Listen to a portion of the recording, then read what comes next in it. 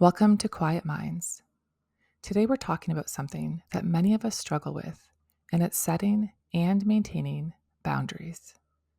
If you often feel drained, frustrated, or taken advantage of, it might be because you don't have strong boundaries in place.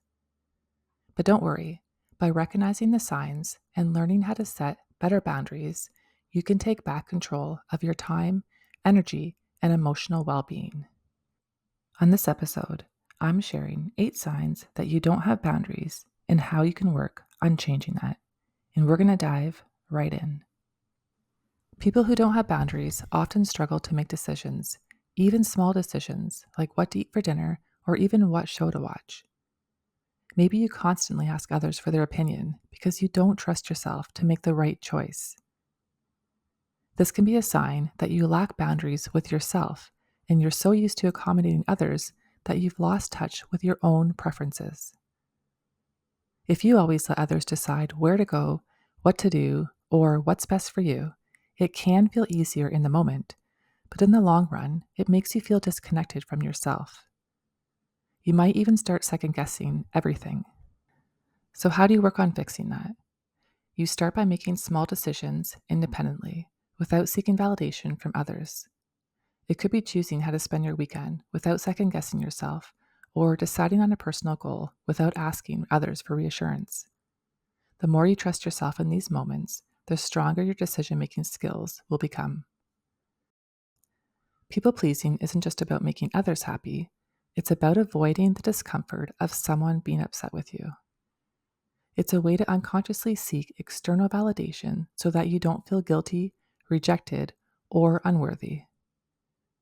At its core, it's a coping mechanism, a learned behavior that stems from wanting to be accepted and avoiding conflict at all costs. But the more you prioritize others' feelings over your own, the more disconnected you become from your own needs. Do you find yourself agreeing to things you don't want to do just to keep the peace? Maybe you take on extra work when you're already drowning in responsibilities because you don't want to be seen as difficult or unhelpful. The problem is, when you spend your time trying to keep everyone else happy, you end up feeling drained, unappreciated, and even resentful. The cycle of overgiving and self sacrifice doesn't lead to deeper connections, it leads to burnout. And the hardest truth that no matter how much you try to please everyone, there will always be someone who isn't happy. So, how do you work on changing it? Remind yourself that you are not responsible for managing other people's emotions. If someone is upset with you that you set a boundary, that's their feelings to process, not yours to fix. It's okay for people to be disappointed, and it's not a reflection of your worth or your value. Start practicing short, direct responses that don't invite negotiation. So instead of over explaining yourself or making excuses, simply say, I can't take that on right now, or that doesn't work for me, or I need some time to recharge. No justification, no apologies, just a simple, confident boundary. The more you practice, the more you'll realize that setting limits doesn't push people away. It actually strengthens the relationships with those who truly respect you.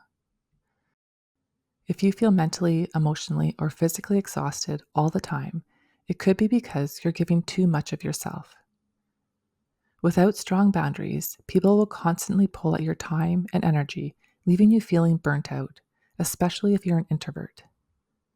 Maybe you're always the one who people vent to, carrying the emotional weight of others without getting the same support in return.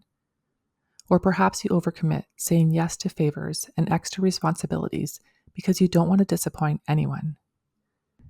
Even your downtime might not feel restful because you're worried about what you should be doing instead.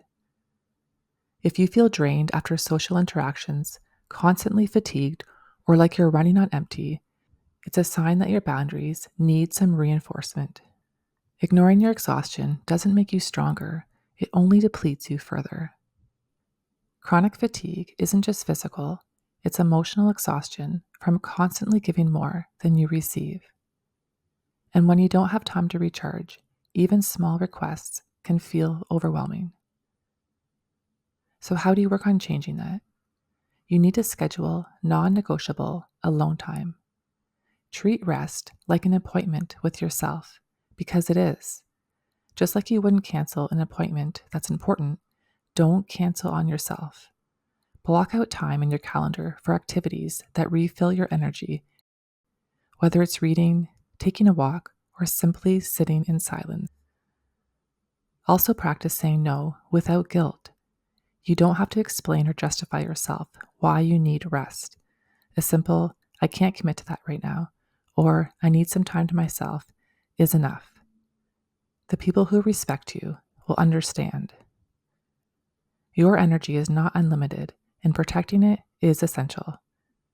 The more you reinforce your boundaries, the more you realize that you don't have to sacrifice your well-being. Do you feel guilty for saying no, for taking time to yourself, or for not replying to a text immediately? If guilt follows you everywhere, it's a sign that you've been conditioned to believe that your needs don't matter. This can come from childhood experiences, relationships, or even society's pressure to always be available and accommodating. Maybe growing up you were praised for being easygoing and never making a fuss. Or perhaps you were taught that saying no meant you were selfish or unkind. Over time, this messaging sinks in and guilt becomes a reflex. You might feel the urge to explain yourself whenever you set a boundary, over apologizing for taking a break and needing space, or for not meeting someone else's expectations. This guilt can also make you overextend yourself. You agree to things you don't want to do, or answer messages the second they come in, or you say yes out of obligation rather than desire. The result? You feel drained, resentful, and disconnected from your own needs. So, how do you work on changing that?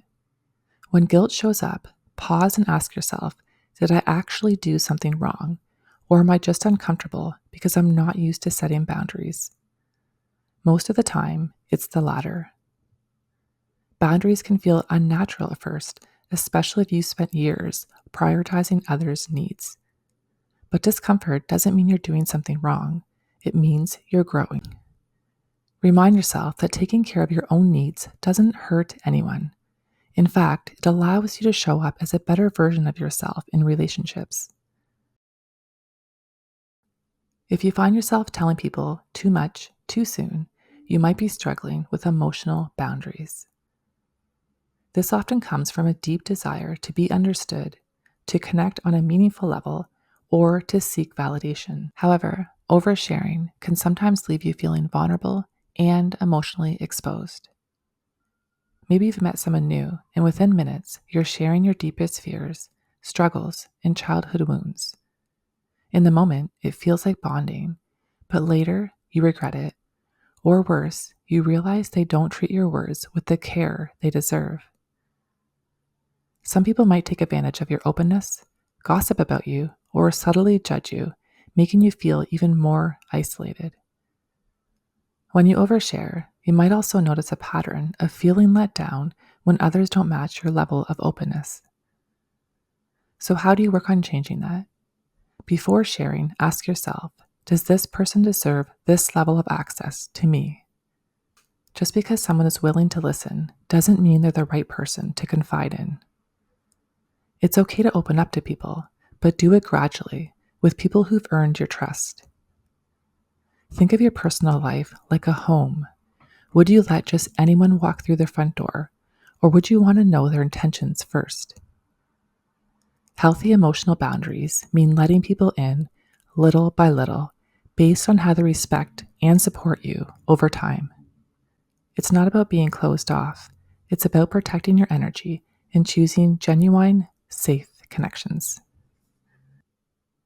If you often feel taken advantage of, it's a sign you're overgiving without setting limits. Resentment builds when you give and give, expecting others to reciprocate, but they don't. You might find yourself feeling drained, unappreciated, or even resentful, wondering why no one seems to give as much as you do. Maybe you're always the one who listens, helps, or compromises, but no one does the same for you.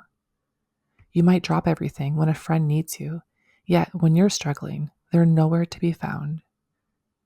Or perhaps you constantly adjust your plans to accommodate others while they never consider your needs. That's not kindness, it's self neglect. True generosity comes with balance. If your kindness is constantly being taken for granted, it's time to reassess your boundaries. So, how do you work on changing that? You need to set clear expectations. If someone always expects you to do things for them, it's okay to say, I can't help with that this time. You don't owe anyone unlimited access to your time and energy. Instead of waiting for people to recognize your efforts and to give back, be upfront about your limits. Ask yourself, am I giving because I truly want to, or because I feel obligated? Healthy relationships involve mutual support. When you don't express your needs directly, frustration builds, and it can come out as passive-aggressive behavior. So instead of setting a boundary, you might make sarcastic comments, give the silent treatment, or act distant.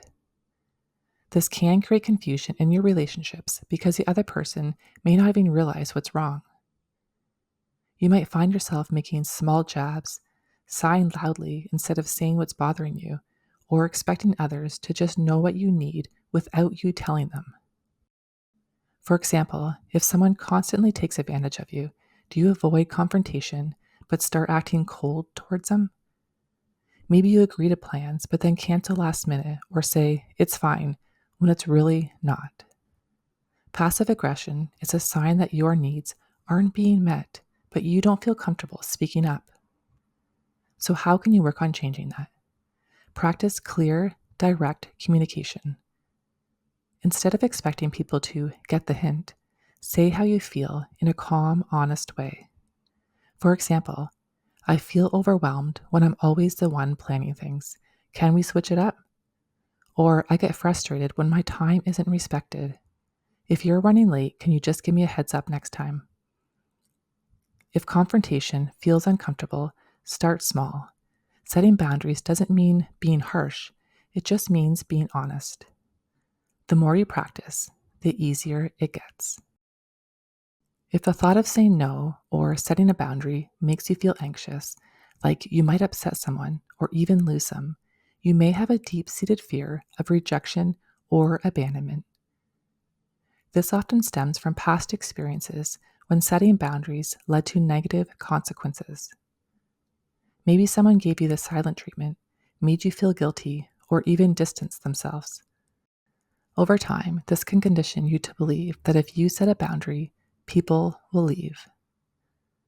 Because of this fear, you might bend over backwards to keep others happy, saying yes even when you want to say no, or avoid expressing your needs altogether. You may even tolerate disrespect or mistreatment just to avoid the discomfort of conflict. The problem is, by doing this, you teach people that your needs don't matter, and you reinforce the idea that your worth is tied to how much you do for others. For example, if a friend constantly takes advantage of your kindness, do you let it slide because you're afraid they'll cut you off if you stand up for yourself? Or in relationships, do you stay quiet about things that bother you because you fear that speaking up will push the other person away? So how do you work on changing this? The truth is, people who truly care about you won't leave just because you set a boundary. And if someone does walk away, they were never really there for you in a healthy way to begin with. So start small and practice expressing your needs. The more you do this, the more you'll see that people who respect you will respect your boundaries.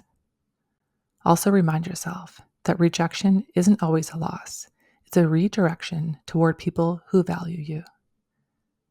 When you learn to say no and communicate your own needs, you'll find more peace, confidence, and emotional freedom. If you resonated with this, I encourage you to take one small step today, whether it's saying no to something that drains you, setting a limit on your time, or practicing direct communication. One small step leads to change and growth. Speaking of boundaries and self-care, I've created a self-discovery journal for introverts. It includes daily affirmations, gratitude prompts, mood check-ins, self-care practices, and over 70 thought-provoking questions for self-discovery. It's designed to help you explore your boundaries, reconnect with yourself, and build the confidence to prioritize your own well being. You can find the link in the description and in the comments below.